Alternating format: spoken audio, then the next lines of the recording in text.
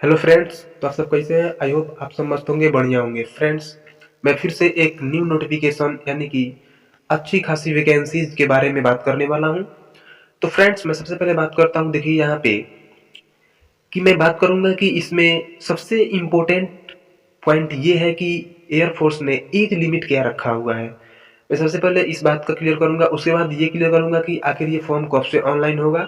Notification, official notification आ चुका है और आपको हम दिखाऊंगा भी। और इसका लास्ट डेट क्या है और इसका फी क्या है, ऑनलाइन करने में कितना फी लगेगा, और इसके कुछ सिलेबस पे भी बात करेंगे। और सबसे इम्पोर्टेंट ये है कि आखिर इसका एज लिमिट कितना रखा गया है। तो चलिए फ्रेंड्स, शुरुआत करते हैं यहाँ से। देखिए, इसका जो स्टार्ट डेट है ये 29 तारीख के डेट में आया हुआ है। देखिए यहाँ पे आप लोगों को दिख रहा होगा। देखिए यहाँ पे स्टार्ट हुआ है ये 7 नवंबर 2022 से स्टार्टिंग, यानी अगला महीना में, यानी 7 नवंबर से ऑनलाइन फॉर्म स्टार्ट हो जाएगा। और इसका लास्ट जो डेट होगा वो होगा 23 नवंबर 2022। फी पेमेंट लास्ट डेट 23 नवंबर 2022 ही है। एडमिट कार्ड, नोटिफाई लेटर है। और यहाँ पे एग्जाम जो होगा, एग्जाम का भी यहाँ पे क्लियर कर दिया गया है। यानी कि आपके हर एक डाउट को क्लियर कर दिया गया है। आप जैसे ही फॉर्म ऑनलाइन करेंगे तो आपके पास ये पूर्ण रूप से दिखेगा कि आपके पास अवेलेबल कितना दिन बचा हुआ है। 28 से 24 जनवरी के बीच में आपका एग्जाम होगा।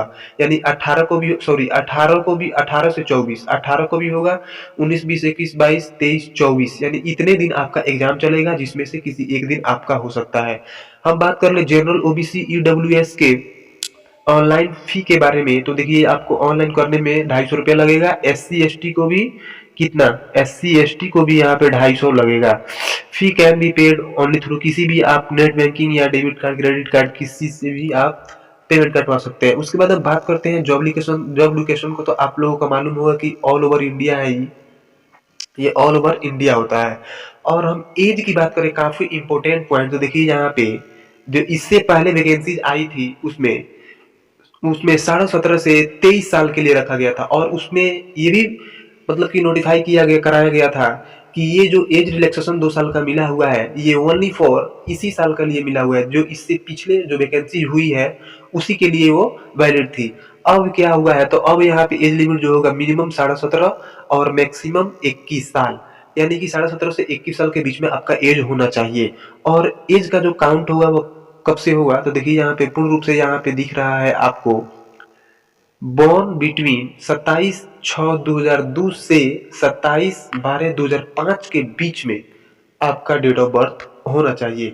तो आप इस फॉर्म के लिए एलिजिबल है। चलिए फ्रेंड्स, बढ़ते हैं फिर हम नीचे, और आपको हम दिखा दें यहाँ पे। देखिए यहाँ पे इससे तो आप पहले से ही परिचित हैं कि आपके इसमें देखिए इसमें पोस्ट कितना होता है। तो पोस्ट इसमें नोटिफाई नहीं कराया होता है, यानी कि इसमें कितना पोस्ट रहता है, समथिंग मान लीजिए 15,000 12,000 के समथिंग इसमें पोस्ट रहता है। पे स्केल तो आप लोगों को मालूम है, फर्स्ट ईयर में 30,000 मिलेगा, उसके सेकेंड ईयर में 33,000, थर्ड ईयर में 36,000, 36,500, और फोर्थ ईयर में आपको 40,000 मिलेगा।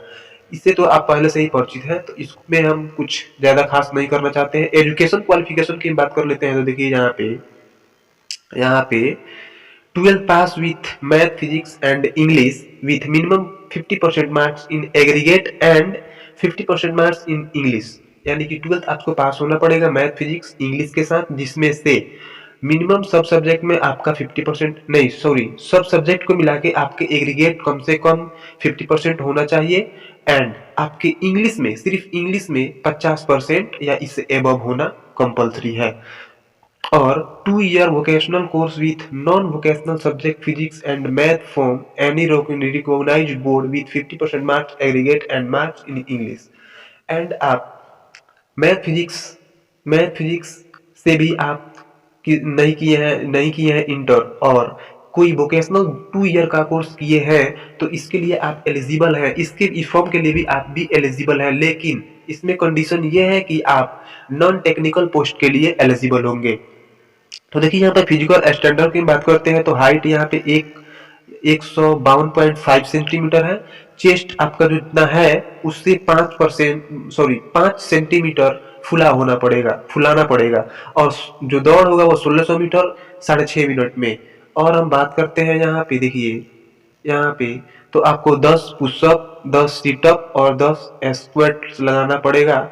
और हम बात करते हैं एग्जाम पैटर्न की, तो देखिए आपके सबसे पहले यहाँ पे सीबीटी एग्जाम होगा, कंप्यूटर बेस्ड एग्जाम, जो कि टोटल ऑब्जेक्टिव क्वेश्चन होता है, और उसके बाद पीटी और पीएसटी, उसके बाद मेडिकल, उसके बाद फाइनल मेरिट लिस्ट, और आपके बॉडी पे वर्दी चढ़ जाएगा। चलिए फ्रेंड्स, मैं ऐसा करता हूँ आपके सारे डाउट क्लियर हो चुके होंगे। और फ्रेंड्स, मैं एक और बात भी बता दूं, यदि आप गवर्नमेंट जॉब से, छोटी बड़ी गवर्नमेंट जॉब से रिलेटेड आप सबसे पहले नोटिफिकेशन देखना चाहते हैं, सबसे पहले नोटिफिकेशन देखने के लिए इस चैनल को सब्सक्राइब करें और बेल आइकन दबाना ना भूलें। तो चलिए फ्रेंड्स, मिलते हैं फिर नेक्स्ट वीडियो में, तब तक के लिए ओके, थैंक्स।